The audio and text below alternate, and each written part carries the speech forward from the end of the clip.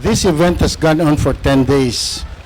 No investigation has even been conducted, but as you pointed out, it has roiled and riled the social fabric of the country. Now, what to do?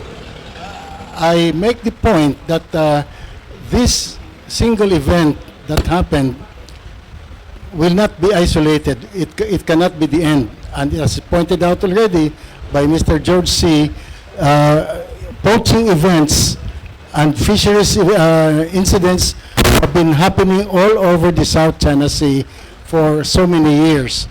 I mean, the thousands of Filipino fishermen that are caught fishing in Indonesia, they are not caught only fishing in the exclusive economic zone of Indonesia, but in the archipelagic waters of Indonesia. Why don't we hear of this?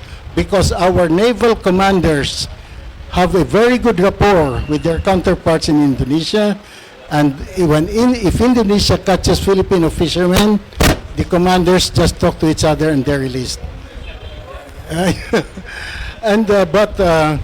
But at this point, I wanted to say that at this point, I like this event to awaken consciousness not on how evil China is, because China is not the only country fishing in the South China Sea aside from the Philippines, but how to govern the relations of countries around the South China Sea in regard to fisheries in regard to fisheries and the conservation and preservation of the marine environment and the sharing of non-fisheries resources.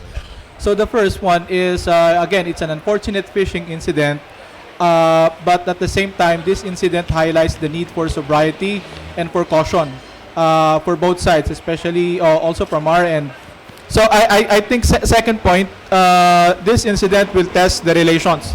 Now, we know that relations had improved a lot since Duterte assumed power in 2016, but I think this is one of the big challenges to date, no, for Philippines-China bilateral relations. Third point, I think that this incident is a reminder, for the need to observe and strictly adhere to rules of the road and the sea.